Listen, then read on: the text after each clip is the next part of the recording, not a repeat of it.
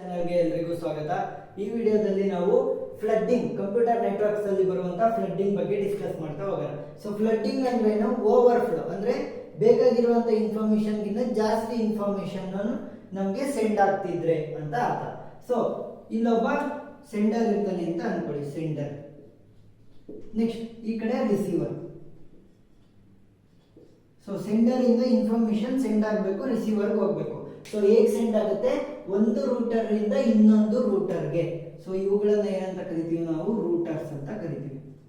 ಒಂದು ರೂಟರ್ ಇಂದ ಇನ್ನೊಂದು ರೂಟರ್ಗೆ ಇನ್ಫಾರ್ಮೇಶನ್ ಟ್ರಾನ್ಸ್ಫರ್ ಆಗಬೇಕು. ಯಾವುದ್ರ ಮುಖಾಂತರ ಟ್ರಾನ್ಸ್ಫರ್ ಆಗುತ್ತೆ ಅಂತಂದ್ರೆ ಪ್ಯಾಕೆಟ್ಸ್ ನ ಮುಖಾಂತರ. Packets in the form of packets. ಯಾಕೆ ಇದು ನೆಟ್ವರ್ಕ್ ಲೇಯರ್ ಅಲ್ಲಿ ಬರೋದ್ರಿಂದ ಪ್ಯಾಕೆಟ್ಸ್ ನ ಮುಖಾಂತರ. ಈ ಪ್ಯಾಕೆಟ್ಸ್ ಒಳಗಡೆ ಏನಿರುತ್ತೆ? ನಾವು ಕಳಿಸಿರುವಂತ ಇನ್ಫಾರ್ಮೇಶನ್ ಇರುತ್ತೆ.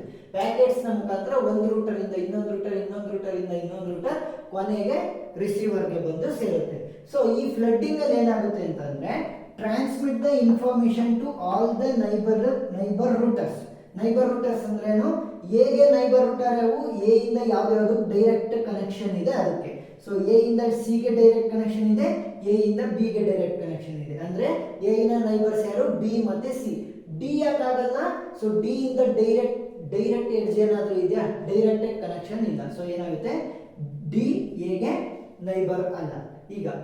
ಇವಾಗ ಏನಾಗುತ್ತೆ? Next router except source router from where the information pass. ಅಂದ್ರೆ ನೋಡಿ, ಎಕ್ಸಾಂಪಲ್ ಎನ ತಗೊಂಡ್ರೆ ಎ ಏನ್ ಮಾಡುತ್ತೆ? ಇನ್ಫಾರ್ಮೇಶನ್ ಅನ್ನ ಅದರ ನೈಬರ್ ರೂಟರ್ಸ್ಗೆ ಕಳಿಸುತ್ತೆ. ಸೊ ಎ ಏನ್ ಮಾಡುತ್ತೆ? ಎ ಇಂದ ಬಿ ಗೆ ಸೆಂಡ್ ಮಾಡುತ್ತೆ, ಎ ಇಂದ ಸಿ ಗೆ ಸೆಂಡ್ ಮಾಡುತ್ತೆ. ನೆಕ್ಸ್ಟ್ ಎ ಇಂದ ಎಲ್ಲಿಗೆ ಹೋಯ್ತು? ಇವಾಗ ಬಿ ಗೆ ಹೋಯ್ತು ಅಂತ ಅನ್ಕೊಳ್ಳಿ. ನೆಕ್ಸ್ಟ್ ಬಿ ಏನ್ ಮಾಡುತ್ತೆ? ಬಿ ಗೆ ಇರುವಂತ ನೈಬರ್ಸ್ ಯಾರು? ಬಿ ಇಂದ ಎ ಗೆ ಕನೆಕ್ಷನ್ ಇದೆ. ನೆಕ್ಸ್ಟ್ ಅದೇ ಬಿ ಇಂದ ಸಿ ಗೂ ಕೂಡ ಕನೆಕ್ಷನ್ ಇದೆ. ನೆಕ್ಸ್ಟ್ ಅದೇ ಬಿ ಇಂದ ಡಿ ಗೂ ಕೂಡ ಡೈರೆಕ್ಟ್ ಕನೆಕ್ಷನ್ ಇದೆ. ಸೊ ಇವಾಗ ಏನ್ ಮಾಡಾಯ್ತು? A C D. ನೆಕ್ಸ್ಟ್ ಏನು? Except the source router. So B ಗೆ ಯಾವುದರಿಂದ ಇನ್ಫಾರ್ಮೇಶನ್ ಸಿಕ್ತು? ಬಿ ಗೆ ಎ ಇಂದ ಇನ್ಫಾರ್ಮೇಶನ್ ಸಿಕ್ತು. ಅಂದ್ರೆ ಬಿ ನ ಸೋರ್ಸ್ ಯಾವುದು? ಎ. ಸೊ ಏನ್ ಮಾಡಬೇಕು? ಎ ಗೆ ನಾವು ಇನ್ಫಾರ್ಮೇಶನ್ ಅನ್ನ ಮತ್ತೆ ಕಳಿಸಬಾರ್ದು. ಇವಾಗ ಬಿ ಇಂದ ಎಲ್ಲೆಲ್ಲಿ ಇನ್ಫಾರ್ಮೇಶನ್ ಕಳಿಸ್ಬೇಕು? ಬಿ ಇಂದ ಸಿ ಗೆ, ಬಿ ಇಂದ ಡಿ ಗೆ. ನೆಕ್ಸ್ಟ್ ಸಿ ನ ಕನ್ಸಿಡರ್ ಮಾಡಿದ್ರೆ ಏನಾಗುತ್ತೆ? ಸಿ ಗೆ ಯಾವ್ದಾವುದು ನೈಬರ್ ರೂಟ್ ಇರೋದು? ಸಿ ಇಂದ ಎ ಗೆ, ನೆಕ್ಸ್ಟ್ ಸಿ ಇಂದ ಬಿ ಮತ್ತೆ ಸಿ ಇಂದ ಡಿ, ಮೂರಕ್ಕೂ ಕೂಡ ಡೈರೆಕ್ಟ್ ಕನೆಕ್ಷನ್ ಇದೆ. ಈ ಸಿ ಗೆ ಯಾವ್ದ್ರಿಂದ ಇನ್ಫಾರ್ಮೇಶನ್ ಸಿಕ್ಕಿದ್ದು? ಸಿ ಗೆ ಈಗ ರೀಸೆಂಟ್ ಆಗಿ ಯಾವ್ದ್ರಿಂದ ಇನ್ಫಾರ್ಮೇಶನ್ ಸಿಕ್ಕಿದ್ದು? ಸಿ ಗೆ ನನಗೆ ಬಿ ಇಂದ ಇನ್ಫಾರ್ಮೇಶನ್ ಸಿಕ್ತು. ಸೊ ಏನ್ ಮಾಡಬೇಕು? ಬಿ ನ ತೆಗಿಬೇಕು. ಇವಾಗ ಯಾವ್ದಾವ್ದಕ್ಕೆ ಇನ್ಫಾರ್ಮೇಶನ್ ಅನ್ನ ನೆಕ್ಸ್ಟ್ ಕಳಿಸ್ಬೇಕು? ಸಿ ಇಂದ ಎ ಗೆ, ಸಿ ಇಂದ ಡಿ ಗೆ. Next D. ಸೊ ಡಿ ನ ಕನ್ಸಿಡರ್ ಮಾಡಿದ್ರೆ ಡಿ ಇಂದ ಯಾವ್ದಾವ್ದು ಡೈರೆಕ್ಟ್ ಕನೆಕ್ಷನ್ ಇರೋದು? ಬಿ ಮತ್ತೆ ಸಿ. ಸೊ ಬಿ ಮತ್ತೆ ಸಿ. ಈಗ ಡಿ ಗೆ ಇನ್ಫಾರ್ಮೇಶನ್ ಯಾವ್ದ್ರಿಂದ ಸಿಕ್ತು? ಸಿ ಇಂದ ಸಿಕ್ತು. ಡಿ ಗೆ ಇನ್ಫಾರ್ಮೇಶನ್ ಸಿ ಇಂದ ಸಿಕ್ತು. ಸೊ ಏನ್ ಮಾಡಬೇಕು? ಸಿ ಗೆ ಡಿ ಇಂದ ಇನ್ಫಾರ್ಮೇಶನ್ ಅನ್ನ ಕಳಿಸಬಾರ್ದು. ಈ ರೀತಿ ಏನಾಗುತ್ತೆ? ಒಂದು ಲೂಪ್ ಅಲ್ಲಿ ನಮ್ಮ ಇನ್ಫಾರ್ಮೇಶನ್ ಫ್ಲೋ ಆಗ್ತಾ ಹೋಗುತ್ತೆ. ಇವಾಗ ಏನಾಯ್ತು ಅಂತಂದ್ರೆ ಡ್ರಾಬ್ಯಾಕ್ಸ್ ನ ಮಾಡೋಣ. ಡ್ರಾಬ್ಯಾಕ್ಸ್ ಈ ಪ್ರೋಸೆಸ್ ಗಳಾಗೋದ್ರಿಂದ ಡ್ರಾಬ್ಯಾಕ್ ಏನು ಅಂತಂದ್ರೆ ನೋಡಿ, B B, C C, D D ಅಂದ್ರೆ ಒಂದೇ ಇನ್ಫಾರ್ಮೇಶನ್ ಮಲ್ಟಿಪಲ್ ಟೈಮ್ಸ್ ರೆಪ್ಲಿಕೇಟ್ ಆಗ್ತಾ ಇದೆ. More number of same packet of information. more number of same packet of information ಏನಾಗ್ತಾ ಇದೆ? ಡೂಪ್ಲಿಕೇಟ್ ಆಗ್ತಾ ಇದೆ. ಸೊ ಇದನ್ನ ಹೇಗೆ ರಿಸಾಲ್ವ್ ಮಾಡಬಹುದು? ಟು ರಿಸಾಲ್ವ್ ನಾವು ಎರಡು ಮೆಥಡ್ಗಳನ್ನ ಯೂಸ್ ಮಾಡಬಹುದು ರಿಸಾಲ್ವ್ ಮಾಡೋದಕ್ಕೆ ಈ ಪ್ರಾಬ್ಲಮ್ ಅನ್ನ. ಮೊದಲನೇದು ಏನ್ ಮಾಡಬಹುದು? ಸೀಕ್ವೆನ್ಸ್ ನಂಬರ್ ಅನ್ನ ಕೊಡಬಹುದು.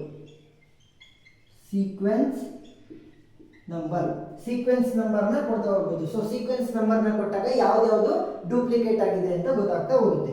ನೆಕ್ಸ್ಟ್ ಎರಡನೇದು ಏನ್ ಮಾಡ್ಬೋದು ಅಂದ್ರೆ ಹಾಪ್ ಕೌಂಟ್ ನ ಕೊಡ್ಬೋದು. ಹಾಪ್ ಕೌಂಟ್ ಅಂತ ಅಂದ್ರೆ ಏನು? ಫಾರ್ ಎಕ್ಸಾಂಪಲ್ ನಾನು ಎ ಗೆ ವ್ಯಾಲ್ಯೂ ಏನಂತ ಕೊಟ್ಟಿರ್ತೀನಿ? 1 ಅಂತ ಕೊಟ್ಟಿರ್ತೀನಿ. ಬಿ ಗೆ ಹಾಪ್ ಕೌಂಟ್ ವ್ಯಾಲ್ಯೂ ಏನು ಕೊಟ್ಟಿರ್ತೀನಿ? 2. ಸಿ ಗೆ ಹಾಪ್ ಕೌಂಟ್ ವ್ಯಾಲ್ಯೂ 3 ಅಂತ ಕೊಟ್ಟಿರ್ತೀನಿ.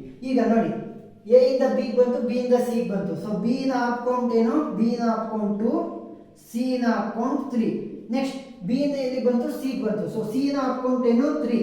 ಸೊ ಅಕೌಂಟ್ ನ ನೋಡಿದ ತಕ್ಷಣ ನನಗೇನು ಗೊತ್ತಾಯ್ತು, ಇದರ ಇನ್ಫಾರ್ಮೇಶನ್ ಯಾವ್ದ್ರದಿರೋದು, ಬರೇ ಸಿ ಇಂದ ಇನ್ಫಾರ್ಮೇಶನ್ ಇಲ್ಲಿ ಡೂಪ್ಲಿಕೇಟ್ ಆಗಿದೆ ಅಂತ ಗೊತ್ತಾಯ್ತು. ಸೊ ಏನ್ ಮಾಡ್ಬೋದು, 3 ನ ಇಟ್ಕೊಂಡು ಇನ್ನು ಉಳಿದಿರೋ 3ಗಳನ್ನೆಲ್ಲ ಡಿಲೀಟ್ ಮಾಡಿದ್ರೆ ಒಂದೇ ಒಂದು 3 ನ ಇಟ್ಕೊಂಡು ನಾನು ಕಂಜೆಸ್ಟ್ ಮಾಡ್ತಾ ಬರ್ಬೋದು ಇನ್ಫಾರ್ಮೇಶನ್ ಅನ್ನ. ಅಷ್ಟೇ ಸಿಂಪಲ್. ಡ್ರಾಬ್ಯಾಕ್ಸ್ ಇತ್ತು, ಅದನ್ನ ರಿಸಾಲ್ವ್ ಮಾಡೋದಕ್ಕೆ 2 ಟೆಕ್ನಿಕ್ ಅನ್ನ ಯೂಸ್ ಮಾಡ್ತಾ ಹೋಗ್ತೀವಿ. ಈಗ ರಿಸಾಲ್ವ್ ಮಾಡೋದಕ್ಕೆ ಏನಾಯ್ತು, 2 ಮೆಥಡ್ಗಳನ್ನ ಯೂಸ್ ಮಾಡಿದ್ವಲ್ವಾ. ಸೊ ಇದರಿಂದ ಏನಾಗುತ್ತೆ ಅಂತಂದ್ರೆ ಈ ನಂಬರ್ಗಳು ಡೂಪ್ಲಿಕೇಟ್ ಆಗಿರುವಂತದ್ದು ಲೆಸ್ ಆಗ್ತಾ ಹೋಗುತ್ತೆ. ಸೊ ಡೂಪ್ಲಿಕೇಟ್ ಲೆಸ್ ಆಗೋದ್ರಿಂದ ಡೂಪ್ಲಿಕೇಟ್ಸ್ ವಿಲ್ ಬಿಕಮ್ ಲೆಸ್, ಕಡಿಮೆ ಆಗ್ತಾ ಹೋಗುತ್ತೆ. ಸೊ ಡೂಪ್ಲಿಕೇಟ್ ಲೆಸ್ ಆಗೋದ್ರಿಂದ ಏನಾಗುತ್ತೆ, ನಮಗೊಂದು ಪ್ಲಸ್ ಪಾಯಿಂಟ್ ಅಂದ್ರೆ ನಂಬರ್ ಆಫ್ ರೂಟಿಂಗ್ ಟೇಬಲ್ಸ್ ಕೂಡ ಡಿಕ್ರೀಸ್ ಆಗುತ್ತೆ. Number of routing tables also decrease. So ಜಾಸ್ತಿ ನಂಬರ್ ಆಫ್ ರೂಟಿಂಗ್ ಟೇಬಲ್ಸ್ ನ ಬರಿಬೇಕಿತ್ತು, ಯಾಕೆ, ಡೂಪ್ಲಿಕೇಟ್ ಆಗ್ತಿರೋದ್ರಿಂದ. ಸೊ ಇವಾಗ ಏನಾಯ್ತು, ಡೂಪ್ಲಿಕೇಶನ್ ಕಡಿಮೆ ಆಯ್ತಲ್ವಾ, ರೂಟಿಂಗ್ ಟೇಬಲ್ ನಂಬರ್ಸ್ ಏನಾಗುತ್ತೆ, ಕಡಿಮೆ ಆಗ್ತಾ ಹೋಗುತ್ತೆ. ಸೊ ಫ್ಲಡ್ಡಿಂಗ್ ಬಗ್ಗೆ ಅರ್ಥ ಆಯ್ತು ಅಂತ ಅನ್ಕೊಂತೀನಿ. ಏನಾದರೂ ಡೌಟ್ ಇದ್ರೆ ಕಮೆಂಟ್ ಸೆಕ್ಷನ್ ಅಲ್ಲಿ ತಿಳಿಸಿ. Thank you.